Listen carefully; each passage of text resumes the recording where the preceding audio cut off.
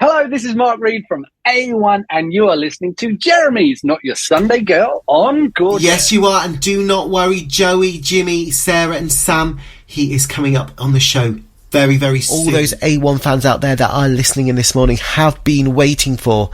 This is the moment where we ask A1's Mark Reed a very important question. Are you feeling brave? It's the pencil case of wonder. Good morning, Mark. How are you this morning? I'm very good, thank you, Jeremy. How are you? Yeah, I'm not too bad at all. And have you woken up feeling brave this morning? Oh, I don't know about that. Let's say about 50-50. Well, okay, let's see how you fare then. I'm going to dig in. I'm opening up the pencil case and I'll, got a 90s pop related question to begin with. Good start. Who is your favourite Spice Girl? Oh, wow. It changes. It changes a lot. But right now, I'm going to go.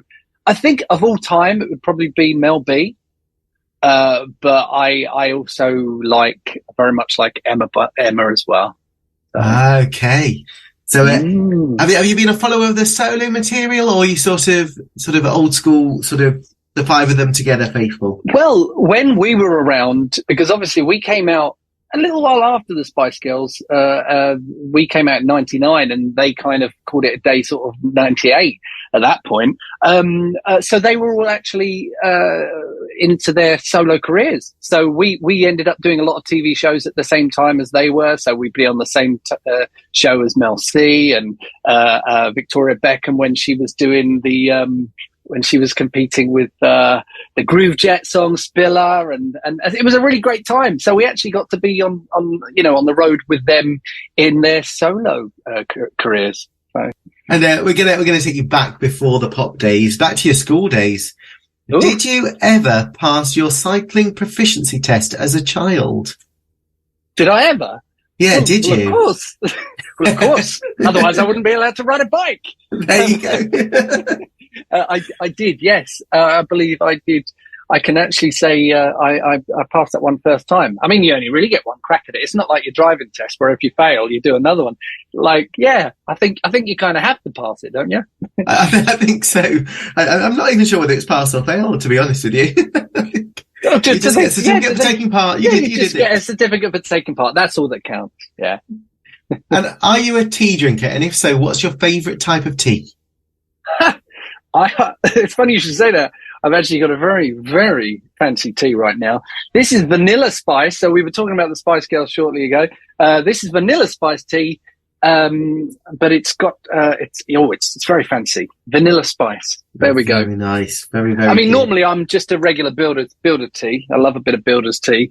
Although I do, I don't know if you've tried it, but I do have toast and jam flavoured tea as well.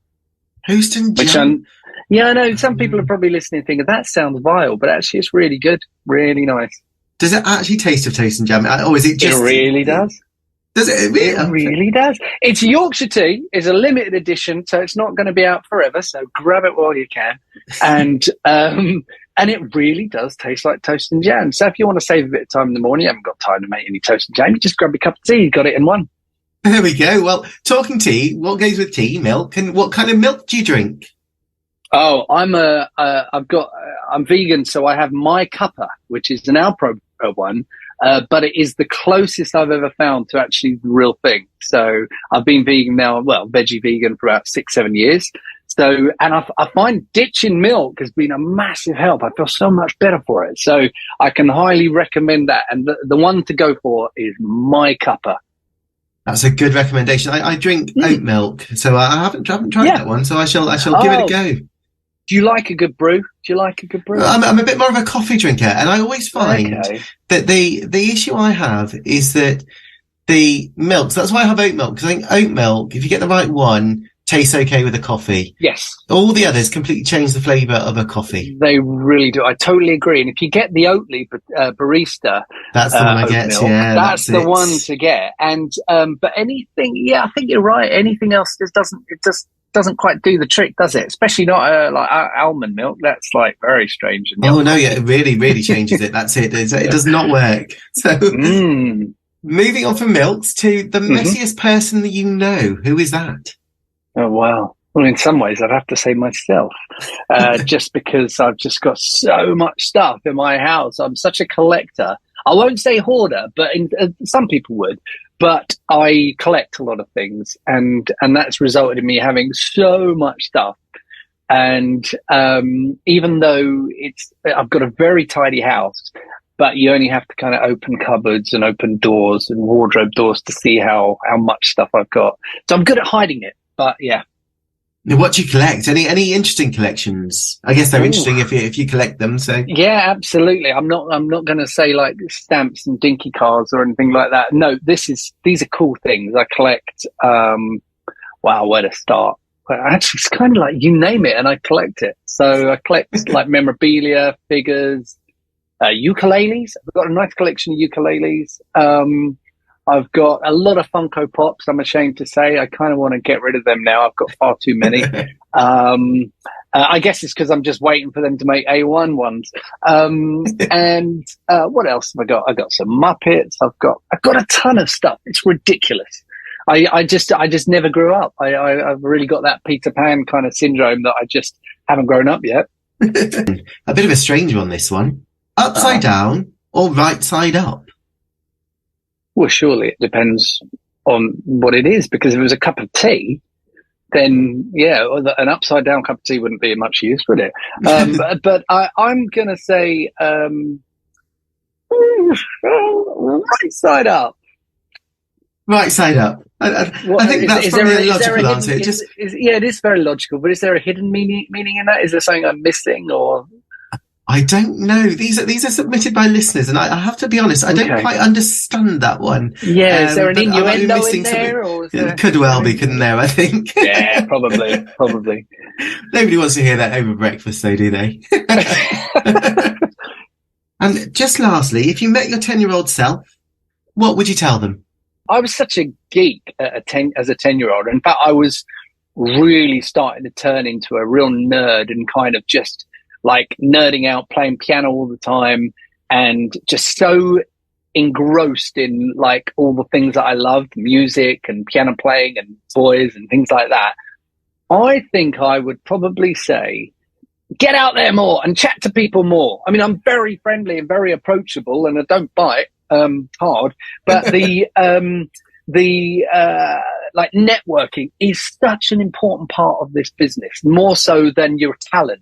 So I at the time as a 10-year-old, I'm thinking, well, if I study piano and if I play piano all the time, then my talent as a piano player is going to take me exactly where I want to go. Now, fortunately, it did to an extent, but it's only a very small part of what it takes to kind of succeed in this industry is your actual, God-given talent. There's so much more to it.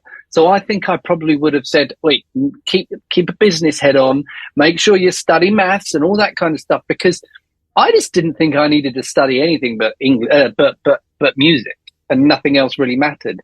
But actually, you need a business head and you need to be really good at networking, because that's what that's what it takes. I'm sorry I didn't really come up with a very funny answer there, but it's not very Smash Hits, is it? But I'm thinking back to all those sort of Smash Hits questions that we used to get asked, as you say, like the biscuit tin and all that stuff. You just have to come up with a silly answer. That's it. But I haven't got anything for that. I would just say, I could say, I might say, oi, when you meet this particular person in your life, avoid them. Go the other way. Yeah, I might say that. Give them a heads up. Give them a heads up. Has there's been that person, has there? There's been the one that you want to avoid. Actually, it's probably a few. Probably a couple. We've all had those. Now then, yeah. What have you got coming up this year? What's planned? Well, I was just going to ask you, what would you say to your 10-year-old self? Oh, my 10-year-old self. Okay, that's it. I'd probably tell myself to stop pretending that I was an Eternal. I was always doing the dance routines. That's what I was up to at 10 years old. Nice. What was your favourite song?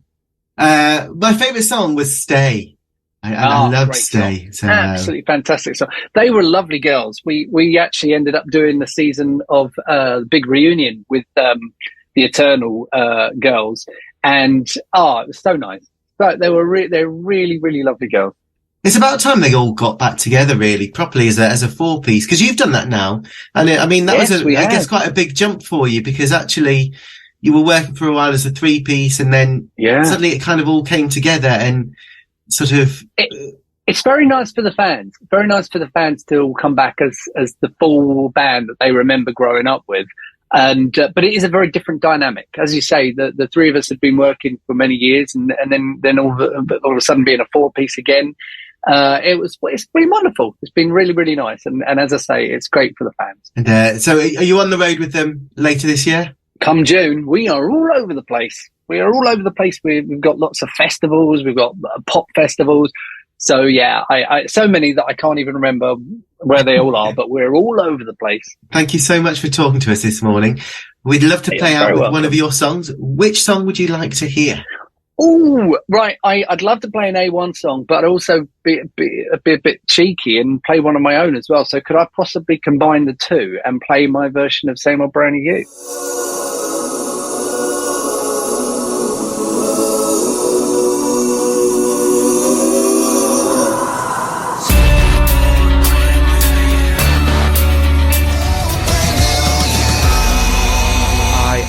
Absolutely love that reworking. That is Mark Freed, of course, with Same Old Brand New You. And how brilliant was he? Could you tell I was a little bit of a fluster? Had a bit of a crush on him back in the day. May still have the slightest crush still now, particularly after that interview. He is just so lovely, isn't he? Such a sweet guy. You can just tell how beautiful he is. Now then, I'll stop gushing.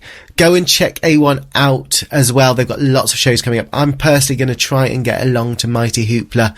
Such an amazing lineup, but I'm desperate to go see them again live.